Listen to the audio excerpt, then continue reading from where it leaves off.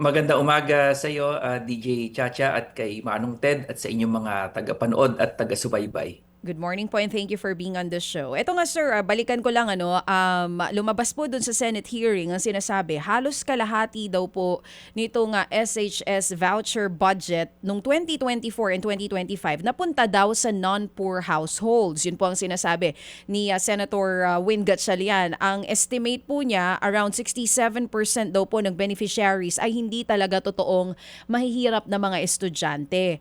At pinupunan niya rin po itong DepEd dahil hindi updated yung kanilang guidelines. Medyo, 'di ba, nasinghalan pa nga po sila ni Senator Win, sinasabi yung mabagal na paggawa ng guidelines na ang sabi ng DepEd, ilalabas daw po nila by January 31. Bilang kinatawan po ng private schools, gusto naming marinig ang panig po ng COCOPEA sa issue na ito. Ano pong inyong initial reaction dito po sa sinasabi ni Senator Win Gatchalian? Maraming salamat. Unang-una siguro po sa pangunawa po ng ating mga kababayan. Yung pong Senior High School Voucher Program, ito po ay hindi scholarship program. Ang ibig sabihin, hindi po sinasagot ng gobyerno yung buong tuition. Ito po ay subsidiya lamang. This is tuition subsidy. Part lang po, no? So ang pinakamataas ay 22,500 per year, no, sa buong taon. So ang mga eligible na voucher recipients ay una, yung mga nag-aaral sa public schools, no? Na natapos yung kanilang junior high, kung gusto nilang lumipat sa pampribadong paaralan kapag sila ay nag-senior high, automatic meron silang 22,500. At ang isa pa, yung mga nasa pampribadong paaralan na pero tumatanggap ng subsidiyan ng gobyerno pag graduate nila ng grade 10, para maipagpatuloy yung kanilang senior high, sila rin ay automatic voucher recipient. Kung may natitira pa, yun po yung nag-a-apply para mabigyan din ng voucher. Now, having said this, kasi pag ikaw ay voucher recipient, halimbawa galing ka sa DepEd, no? Simula elementary hanggang grade 10. Tapos gusto mong lumipat sa private school, dala mo yung voucher na yon. Kahit saan, pwede mong dalahin yon. I think ang sinasabi kasi, yung mga voucher recipients, bakit sila nakakapag-aral sa mga matataas ang tuition or malalaking paaralan? So, ang presumption ay hindi sila mahihirap. Siguro ang unang dapat nating tingnan, yung disenyo muna ng programa. Kasi yung 22.5 na yon, ang target talaga ng programa na yan, in the first place, yung ibig sabihin, yung kahit papaano, kayang magpaaral na pamilya, ngunit kinakapos. Or Mm. hindi kayang magpaaral sa pampribadong paaralan, ngunit sa kaunting tulong ng gobyerno, makakaya na nilang lumipat. Hindi po nito target yung pinakamahihirap. Kasi yung mga pinakamahihirap po, sila po ay binibigyan na ng libre, no, na pag-aaral sa ating pong mga pampublikong paaralan. Ngunit kung titingnan po natin, kahit po yun, hindi po nila ma-afford. Ang ibig ko po sabihin, marami po ang kababayan natin, kahit libre na po ang pag-aaral, ay hindi pa rin nila afford, no, because of other expenses. So siguro po, tingnan yung disenyo ng programa kung talaga ang target natin ay yung mga poor, no, poorest of the poor, palagay ko, ibang programa ng gobyerno yan. So Yun po. Attorney Joseph, mas malinaw ngayon. So ibig sabihin may mali ng pag-aanalisa si Senator Win dun sa SHS voucher program because you have said hindi naman ito sa pinakamahihirap eh. Ito ay para sa mga estudyante na papasok sa pribadong eskwelahan. Hindi ibig sabihin mahirap yung kanilang pamilya. Dumaan sa crisis, financially, nagkulang yung pera ng magulang para paaralin yung bata. Automatic, whether galing siya sa public or private, paglipat ng senior high, pwede siyang mabigyan ng 22,500. Tama po ba ito? Tama. Halimbawa, since grade 1 to grade 10, ikaw ay nasa public school. Tapos, ano ka, automatic voucher recipient ka. Pag magsi-senior high ka, gusto mong lumipat sa private school, automatic meron kang 22.5. Ngayon, kung saan mo dadalhin yung 22.5 na yon, I think you have the choice. I think that's also the feature of the program. Giving the families the choice of schools through government help. So, I think kailangan, hindi naman po mali ang pag-analisa. I think over the years kasi yun ang naging unintended consequence DJ Chacha, kasi nga yung suporta ng gobyerno ay maliit. Ibig sabihin, hindi pa rin kakayanin talaga nung mahihirap kahit ibigay mo yan, hindi sila yung doon sila sa libre. Opo. 'Di ba? Kasi hindi sila yung target eh. I think the middle income Okay. earners kahit sa atin, ang middle income earners, mahirap pa rin. So, Mm. pero hindi po ito sinasabi na hindi ito nakakatulong sa mahihirap. I think that's also not accurate. Kasi, Mhm. pag ang ating yung mga natutulungan nito, na pumupunta sa pampribadong paaralan sa tulong ng gobyerno, nadidi-congest kasi yung ating public schools. So mas marami itong mas ma-accommodate na mas nangangailangan. Yung talagang kailangan nila ng libre, mas maraming ma-accommodate. Na versus nag-stay sila sa public schools dahil kapos pa rin, no? Opo. With the help of the government, makakalipat sila. At ang isa pa, maganda nga dapat siguro purihin yung mga programa ng mga ibang malalaking eskwelahan na kahit na 22.5 lang ang vouchers, natatanggap nila, no? Because of some counterpart Okay. um, Opo. subsidy programs ng pampribadong paaralan or kung ano pang Opo. accommodation na binibigay nila. Singit lang Opo. ako, Attorney Joseph, sir, ha. Ang pinagmumulan yata nitong hindi pagkakaunawaan ay kawalan mismo ng guidelines ng DepEd dito po sa voucher system na ito na programa. Pwede ba nating masabi yon? Manong Ted, hindi po diretso dun sa kawalan ng guidelines. Meron pong guidelines kung sino po yung eligible sa voucher. Ang May kopya ho pinatutukoy kayo po ng guidelines? Do you have a copy? ang ang Kasi pinatutukoy po andali Manong at Ted. attorney, sandali. Ay, sorry. Kasi ho kami, naghahanap kami mismo sa DepEd ng guidelines nito. And during the hearing mismo, hinahanapan itong in charge ito sa DepEd ng specific issuance ng guidelines. Kasi po, di ba kapag klaro po, attorney, sino ba kwalipikado? So perhaps po yung social standing ng pamilya, kapag ho kasi klaro ho yung guidelines, sino ang kwalipikado, yung sinasabi na yung mga anak ng hindi naman daw kwalipikado nakakakuha dito, maikaklaro. So kung meron ho kayong guidelines, meron ho ba number yan, DepEd order number, ano po ba yan? Ipapacheck ko po maya-maya. Pero meron po, I think kailangan po pa rin i-update 'yon. Pero ang talagang tinutukoy po na kawalan ng guidelines, yung pong senior high school recognition kasi po ang tinutukoy din ng ating pong mga mababatas.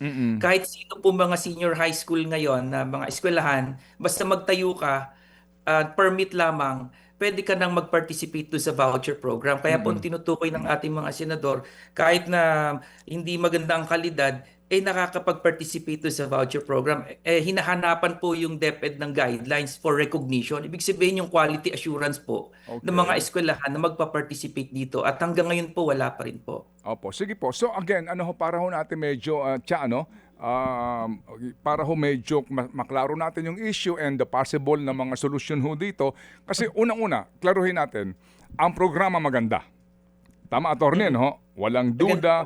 Kasi po sa kakulangan ng classrooms at teachers ng DepEd, aayuda yung private sector. Di po ba ano po? Tama ano ha? Tama po. Okay. Tama po. So yung pong mga mag-aaral na sobra sa ilang pong mga paaralan, sila po'y maaari makapag-aral sa private school at may sustento, may subsidy ang gobyerno. Tama po?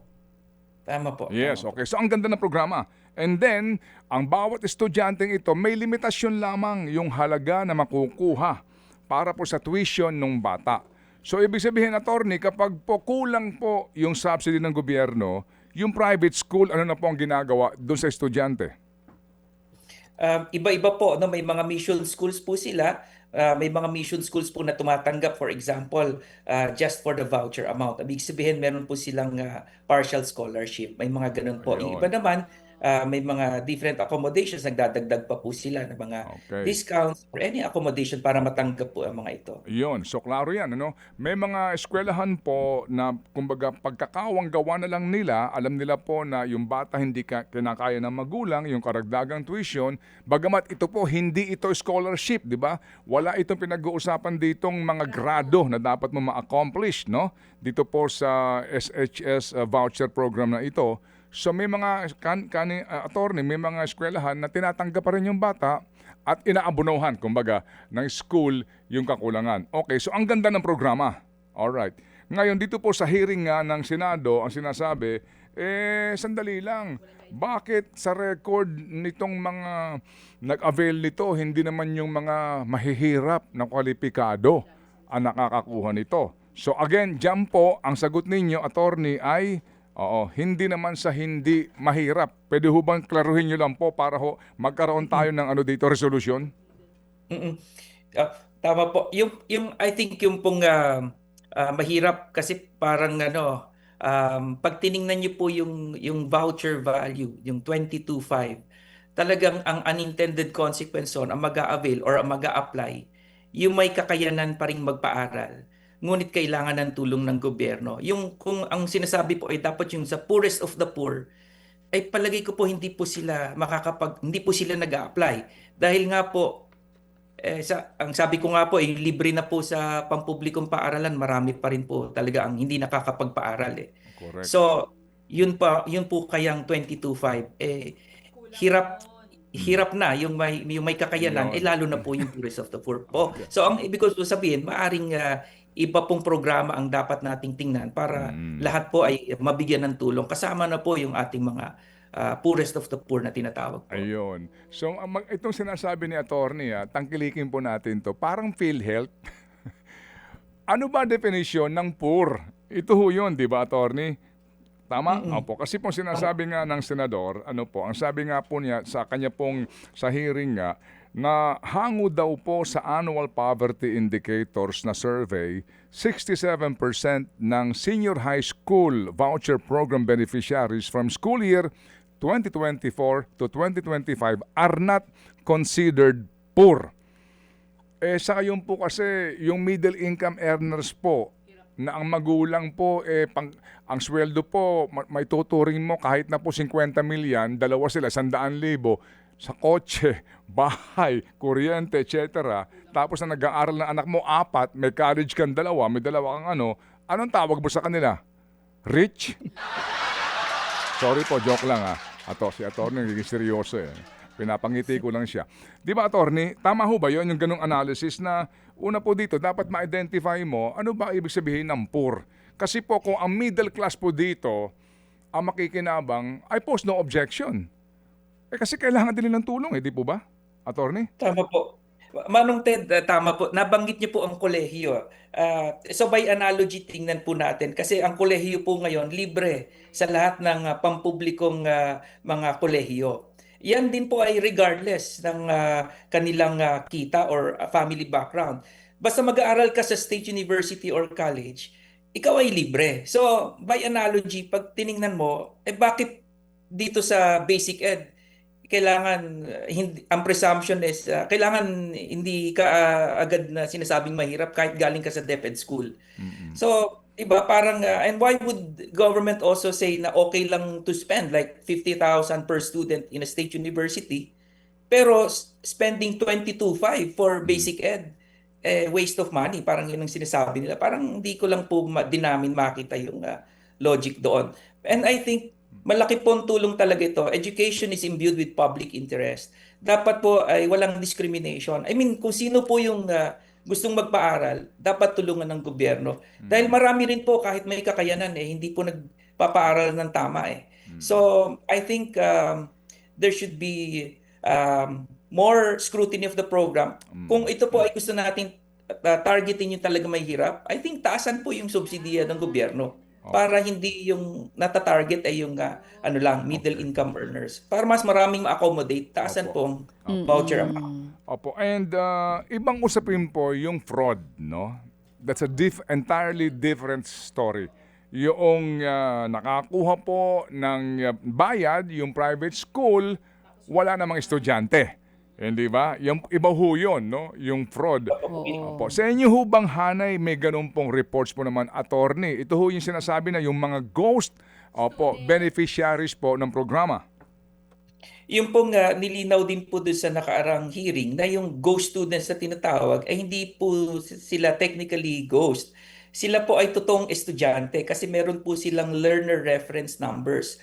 Ang sabi po ng DepEd, kaya po sinasabing ghost, ibig sabihin yung nag-bill na eskwelahan para sa estudyante na yon ay maaring nasa DepEd pa o nasa ibang eskwelahan. So, yun ang una. Pangalawa, inamin din po nila na sa tanong ng isang senador na hindi po ito magagawa ng kung sino mang sindikato or gumagawa nito sa pampribadong paaralan nang walang katulong sa Mm. loob, no? Kasi Mm. ang may access lang dun sa Learner Information System ay sa Department of Education. So, yan po ay tinitingnan naming mabuti. Pero po sa aming miyembro sa Cocopeya, mga eskwelahan, wala po sa aming sangkot sa ganyang Go Students o kano man pong katiwalaan. Okay. Ilan po ang inyong miyembro po sa Cocopeya po, attorney? Ang amin po kasing membership ay mga national associations din. Mm. Pero ang amin pong estimate ay mga nasa 2,500 Okay. na mga private schools and tech voc institutes from kinder to college po. Okay. Ano po ang tingin niyo magiging solusyon dito po muna po sa fraud, no? Doon sa ghost enrollees sa programang ito. Meron ba kayong suggestion po? Paano ito maiiwasan, attorney, please? Well, we joined the Senate Committee on Basic Education, ganun din po sa House, sa pag-urge po sa Department of Education na ilabas na po yung senior high school guidelines. Kasi po ito ay isang quality assurance measure na bago pa makapagtayo ng isang senior high at makapag-participate sa government subsidy program, dapat nabubusisi po yung eskwelahan at talagang may maayos na programa. Kasi tama po yung sabi ni Senator Win, parang nagiging reactive yung DepEd. When in the first place, dapat bago nyo pinayagan, kahit permit pa lamang, dapat nakita na kaagad na maayos yung eskwelahan. Kasi kung may record na po sila, for example, may findings na before, bakit papayagan pa na magtayo ng branches or tumanggap pa ng subsidy program sa government. So, I think yun, napakalaking ano na po yun. And of course, yung pag-revisa at pag-amenda ng mga guidelines para po palakasin pa po ito Mm. para sa ganun ay ma-implement po na maayos. Oo. Okay. So, Attorney doon, Joseph, doon sa mga eskwelahan, yes, oo, yung, yun din ang yung pagbibigay suggestions niya. sa kanila po ng kaukulang permiso Oo. to operate a school, no? Oo. Para po doon sa competence and integrity din po, Hindi no? basta-basta ng eskwelahan. payagan. Oo. Okay. Attorney Joseph, kanina sinasabi niyo po, ang tingin ninyo, hindi sapat yung 22,500 if ang gusto tulungan ng gobyerno are the poorest of the poor. Dito po ba sa ginagawang guidelines ngayon, may consultation na po sa mga pribadong eskwelahan ng DepEd? And in your opinion, what should be the amount? At dapat ba magkaroon ng class pareho yan? Halimbawa, yung SHS voucher program for those who are middle income earners, and then yung SHS voucher program para sa mas pinakamahihirap na mas tataasan. Ano po sa tingin nyo? Well, hindi po ako eksperto sa ganyan, pero kasama po yan sa mga tinitingnan. Marami na rin Oo. pong mga pag-aaral at pag-uusap, I think, with the Department of Education and also with the Private Education Assistance Committee. I think nung mga nakaraang buwan talaga nagko-compute sila, magkano ba talaga ang dapat na subsidy, hindi lang po sa junior high, sa senior high, yung pong pinag-uusapan din kung sa elementary. Opo. So, syempre, with the limitation of government resources, wala naman tayong unlimited resources para sagutin lahat. Pero hinahanap po ngayon talaga yung mas talagang may mararamdaman talaga ng mga pamilya, Opo. yung tulong ng gobyerno. At Opo. para maabot po talaga yung mga hindi Oo. kaya magpaaral.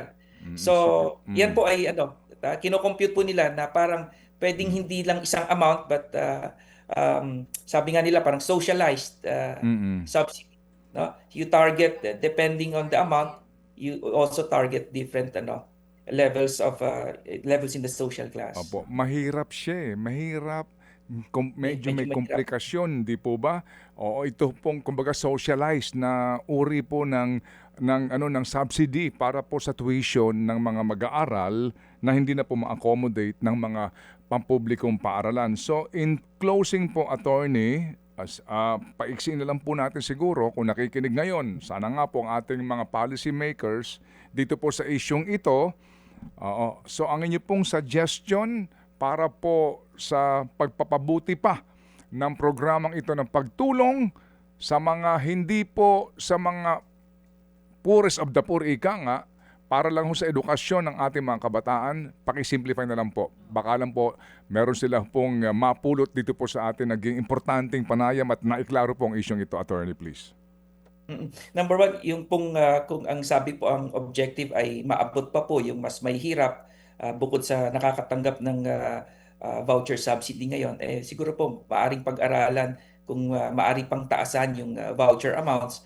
Sa ganun ay mas marami pong maabot ang ating mga kababayan na mahihirap. Pangalawa po, Sana matulungan po ang ating sektor to urge the Department of Education na mailabas na nga po yung guidelines on senior high and also the new guidelines on eligibilities and also review the eligibilities for the senior high school voucher system. At ang aming pong huling pakiusap na talaga pong marami po ang nananalangin na mapayagan ay kung maari po na i-expand na yung subsidiya ng gobyerno sa elementary. Kasi sa ngayon, junior high, senior high, even nga. college may subsidy sa government. Pero Oo for nga. some reason, yung elementary pa po ang wala. So pinag-aaralan na din po yan. So we're hoping na maisabatas na po ito sa lalong madaling panahon. Maraming salamat po, Oo Madam nga, Ted. oo nga. Opo, ang ganda nga, no? No, tama, kasi Maganda yung suggestion lalo niya pa at eh. ang itong mga Oo eh. EDCOM studies na ito, lumalabas, di ba? Yung Yes. basic, ang napaka-importante. Oo, baka dapat sa grade school meron Okay. din tayong ganito, Oo, hindi lang sa akala ko SHS. sasama rin po ninyo, attorney, sa inyo pong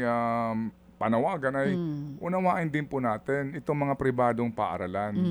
May mga gastos din po ito. Oh, yeah. Malaki din po ang kanilang ginagasta to operate an institution. Nagtataasan ng sweldo, kuryente, benepisyo ng mga manggagawa. We also have to understand itong sektor na ito. Yun po, kala ko sasabihin nyo yan, attorney. Joke lang. Mabuti din po sa inyo po nang galing, Manong Ted. Pero tama Manong naman. Ted, pwede ba makahingi ng t-shirt na ganyan? Ang ganda ng Oh, t-shirt. sige. Oh, ikaw lang Anong size po manarambong. ninyo, attorney? Anong size po ninyo? Okay, magkapareho ba medium. tayo? Ano ba ang weight mo? Oo, medium si attorney sa tingin 160 ka ko. ba? 150 pounds? Ano? Nagkaalaman pa ng ito. 147. Okay, sige. Padalan ka namin. Medium to, Dalawa. sure na. Noted yan, attorney. Thank you. Papadala namin Color agad sa sa'yo. iyo. Okay, salamat po, attorney, ha. Mabuhay po kayo. Thank you po. Salamat. din po. Mga kapatid, brothers and sisters, saan ka pa? Dito na tayo sa totoo. Dito na tayo sa True FM. Mga kapatid, mag-subscribe and follow po kayo sa social media accounts ng True Network PH. Yan po kami. Hanapin nyo lang True Network PH, Facebook, Instagram, YouTube, TikTok, and podcast. Mapa Apple or Spotify man yan, mahahanap nyo kami. Lahat ng mga napapanood at napapakinggan nyo po sa programa, nasa social media accounts namin yan. So, paano mga kapatid? See you sa social media! Dito tayo